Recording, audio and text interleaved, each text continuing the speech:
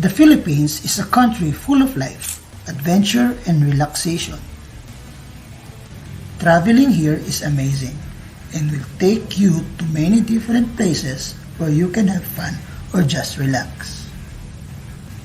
I've listed some of my favorite activities below. Go trekking to the top of Mount Pulag. The trekking path to the top of Mount Pulag is well marked and easy to follow.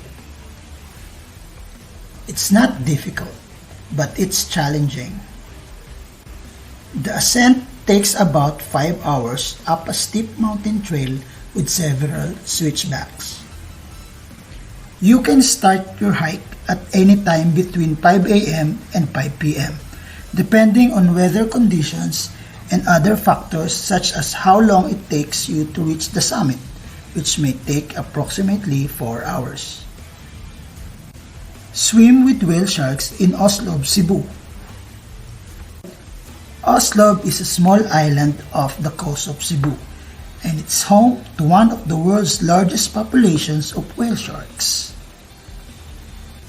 You can go swimming with these gentle giants when they're around. They're usually in season from November through April, but you need to book your spot early.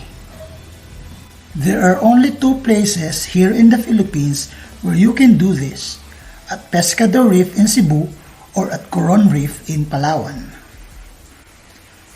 If you're going for an afternoon swim with whale sharks in Oslo, make sure that your group includes people who don't have any fear or anxiety about being surrounded by hundreds of them, and also make sure that everyone knows what they're getting into before booking their trip.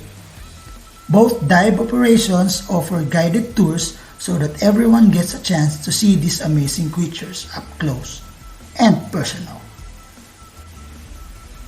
After your getaway in Palawan and Cebu, experience the breathtaking chaos of Divisoria. Divisoria is a busy market in Manila. It's crowded, noisy, and hard to navigate. But if you're looking for cheap clothes and electronics, it's the place to go. And if you're looking for food, this is also where you'll find some of the best eats in the Philippines and probably elsewhere.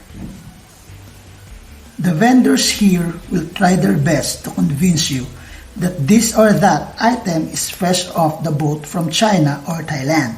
If they succeed at making you believe it, and trust me they do, then enjoy your meal. After spending some time in Divisoria, you should climb Mayon Volcano if you're lucky. Mayon Volcano is the most active volcano in the Philippines and one of the most beautiful. It's also a popular tourist attraction, so it can get crowded during peak times. In order to climb Mayon, you must first hike up a steep path to reach an observation deck at its summit before diving into a crater lake with volcanic activity that lasts for 2 hours. Whenever you're done in Mayon Volcano, you should visit the ruins of Bacolod.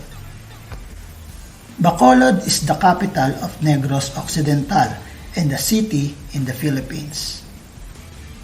It has many historical sites to visit, including churches, museums, and monuments.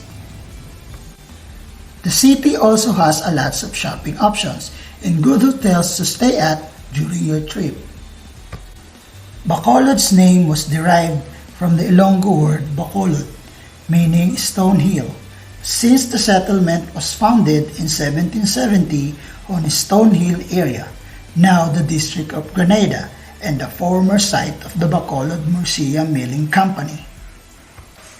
But due to the Muslim raids in 1787, Bacolod was transferred towards the shoreline. Let's go back to Cebu and explore the chocolate hills on Bohol.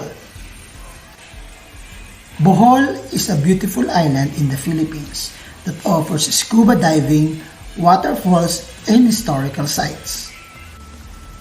The Chocolate Hills are one of the most popular tourist attractions on Bohol because they look like giant chocolate bars in the sky.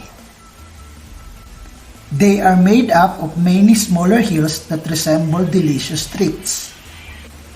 There are many things to do in Bohol, including visiting a beach or two. There are numerous beaches throughout the island, or taking a hike through forested areas where you can see monkeys swinging from 3 limbs high above your head.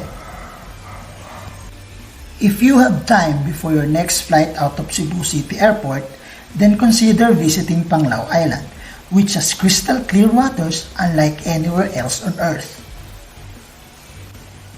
After Panglao, hike through the rice terraces of Sagada. Sagada, a small town in the Mountain Province, is home to the rice terraces of Sagada. These UNESCO World Heritage Site are made of stone walls that have been carved into the mountain and used to grow rice. The terraces are spectacularly beautiful.